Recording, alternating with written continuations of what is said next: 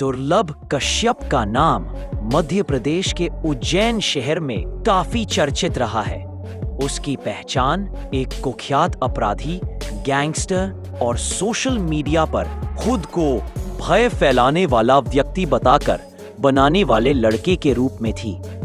दुर्लभ ने बहुत ही कम उम्र में अपराध की दुनिया में कदम रखा और उसका जीवन अंततः एक दर्दनाक मोड़ पर आकर खत्म हुआ। दुर्लभ कश्यप का जन्म 8 नवंबर 2000 को उज्जैन, मध्य प्रदेश में हुआ था। उसके पिता एक प्राइवेट नौकरी करते थे और माता एक गृहिणी थी। बचपन में दुर्लभ सामान्य बच्चों की तरह ही था। स्कूल में पढ़ाई लिखाई में उसकी कोई खास रुचि नहीं थी, लेकिन जैसे जैसे वह बड़ा होता गया, उसका स्वभाव आक्रामक होता गया। दोस्तों के बीच दबदबा बनाने की उसकी चाह धीरे धीरे उसे अपराध की दुनिया की ओर ले गई। अपराध की दुनिया में कदम कहा जाता है कि दुर्लभ कश्यप महज 16-17 साल की उम्र से ही अपराध की ओर आकर्षित होने लगा था। उसने सोशल मीडिया पर एक गैंग बनाना शुरू किया, जिसमें ज्यादातर नाबालिग बच्चे शामिल थे। इन बच्चों को वह अपने गैंग का हिस्सा बताकर रौब झाड़ता और सोशल मीडिया पर अपने फोटो हथियारों के साथ पोस्ट करता था। उसने अपने माथे पर काला टीका और आंखों में काजल लगाना अपनी पहचान बना ली थी। उसका दावा था कि उसकी गैंग पूरे उज्जैन में सक्रिय है और लोग उससे डरते हैं।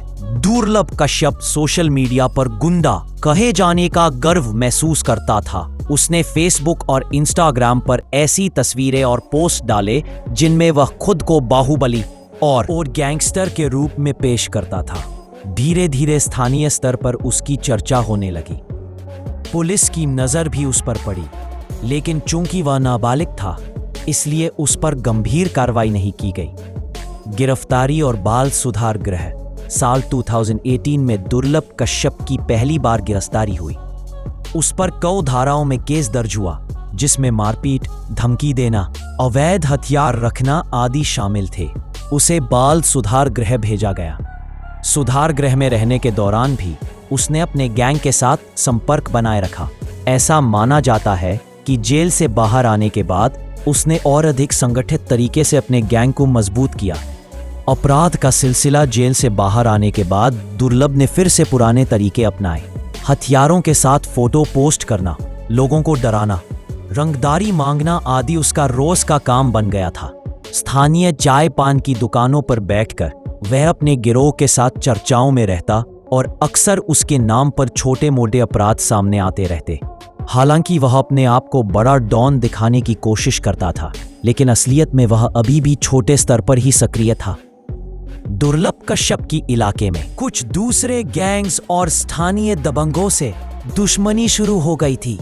अपराध की दुनिया में यह आम बात होती है कि इलाके पर कब्जे को लेकर आपसी रंजिशें बढ़ती है।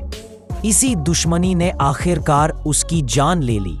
दुर्लभ कश्यप की मौत 6 सितंबर की और दुर्लभ कश्यप की दुनिया का आखिरी दिन साबित हुआ।